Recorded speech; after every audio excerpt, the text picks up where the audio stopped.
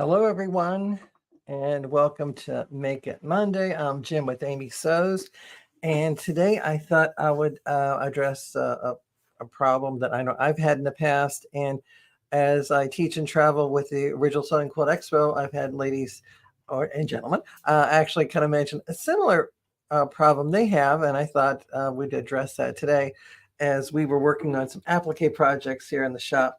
And one of them being is that when you're working with a fabric that you want to apply a fusible web, one of those paperback ones, to the back of the fabric before we cut our applique out, which a lot of us have done, is the fact that not everybody has access to all the different types of fusible paperback applique sheets that are available out there, and or possibly to, they could be cost inhibitive, etc., whatever.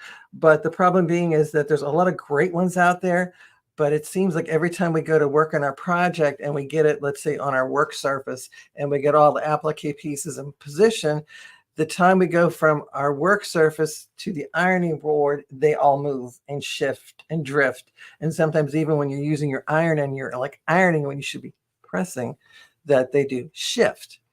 And yes, there's different applique fusible webs out there that address that issue, because with their method, you can actually, let's say, peel the paper backing away when you're working with it. And that releases the one side of the fusible web that's actually a little tacky, that you could then go and finger press it to your towel, your pillow top, your quilt project that you're working on. And then you can bond these applique pieces easily to your backing fabric. Then you can go ahead and do your applique of a satin stitch, filtre, whatever you want to do with it. But not everybody may have access to these types of fusible webs that, again, that once you pull away the release paper, they're now tacky on the back. So got a little trick for you, so that if by chance you run out of that one, or that they're not simply available, how you can make almost like any type of fusible web tacky. So I'm going to take you to the overhead, and here I have a piece of fabric that I pre-cut, and I have my fusible web on the back side. So I'm going to go ahead and pull the release paper away. And now let's say I'll go and take a piece of fabric, and let's say I'll just use this one. And I'm just going to go ahead, and now I want to, of course, I would press that one and then put it in place. But if this one here actually has that little bit of tack to it so that it'll stay in place. But what if I have one that doesn't? And let's say I'm trying to get in a position and it doesn't want to stay from the time I lay it in place, and I go to the ironing board.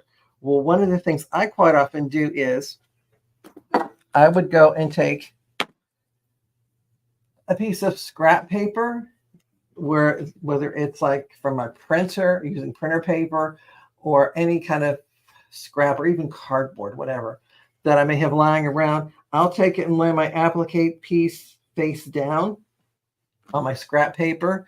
Then I'll take any kind of temporary spray adhesive and lightly mist it so I get the little tacky on the backside. And then once I have that little tacky, I can then go ahead and remove this from my area, take my applique, and now that it's a little tacky, I can line up all my applique pieces in place. And now I can virtually make any type of iron-on fusible web tacky, so that I can then take it to my ironing board without it shifting or moving, and then pressing it in place. And that way it makes it a lot more easy to do my applique work.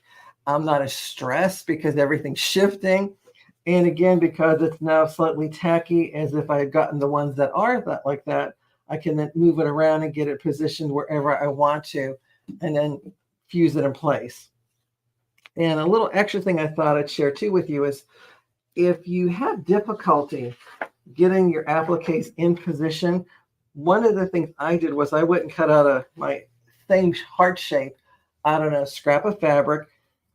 I can then take this piece of paper, and this is actually a piece of cardstock, and I can actually draw all my settings on here, like when I was working earlier with Sharon, she was telling me how many inches from the bottom of my applique to the bottom part of the design I wanted to space this applique. Well, I can go ahead and take a pen and then write all those settings on here, maybe even mark where I want the center of my applique to be positioned, etc. Then I can use this actually as a placement guide.